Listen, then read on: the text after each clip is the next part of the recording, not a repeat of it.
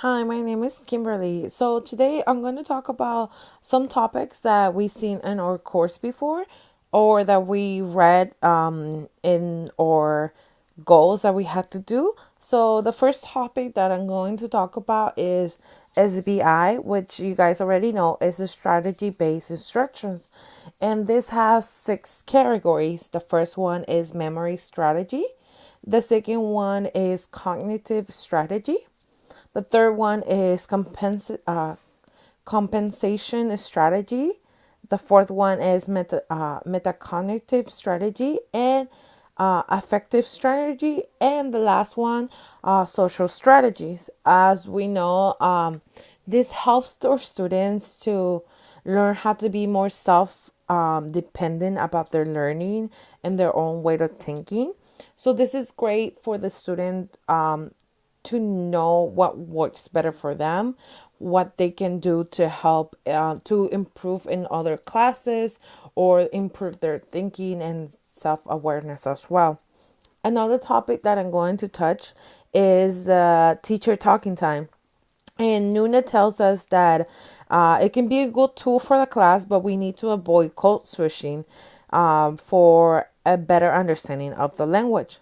So I do agree in this. I do agree that if I think that teacher time, teacher talking time should be kept to a minimum, that we should give our students more opportunities to talk, hear them talk, and express their ideas, and not have them code switch as well. So, not just us doing it, but our students as well, not code switching, because a lot of the times in the English class, what it happens that the teachers don't they give the subject of English, but they do not teach in English.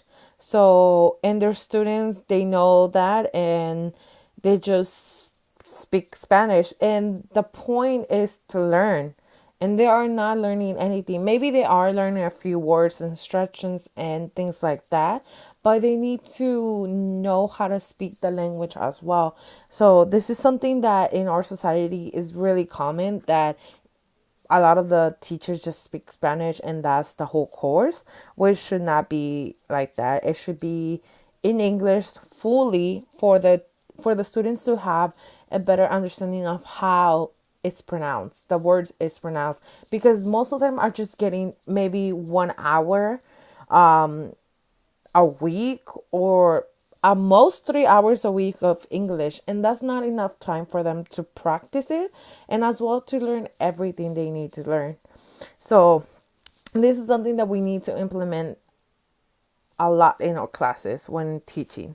Another subject is the it's expanding the time for the student to think. So this is really essential for them to gather their ideas and thoughts and give a complete sentences, because a lot of the times we just give 1 2 minute 1 2 seconds for the student to answer us is just kind of like a yes or no questions. So when we do give them that time, they are able to have longer complete and correct answers. This is extremely beneficial for the students who want to engage or are engaged more in the learning. And the last topic that I'm going to touch as well, just to see briefly, uh, would be the pair-like session. So this is the pair-like session is asking questions to each student and getting an answer back. So asking one student, getting an answer, asking another student, getting an answer, kind of like repeating yourself a lot. This is really helpful to see if the students are learning the material and if they are focused, to see if they're focused in the class as well. But this is something that is not done to all the students. It's basically just done to the students who the teacher thinks they know the answer, and the other students are not being asked. And I know teachers sometimes don't have the time needed to ask all the students in the classroom, because if you're teaching adults or you're teaching adolescents, most of all you have a lot of a lot of students, like 30, 40 students, and you don't have the time. You waste all your time asking each one. So this is something that unfortunately it has to be kept to the minimum. But it's better if we apply if we ask other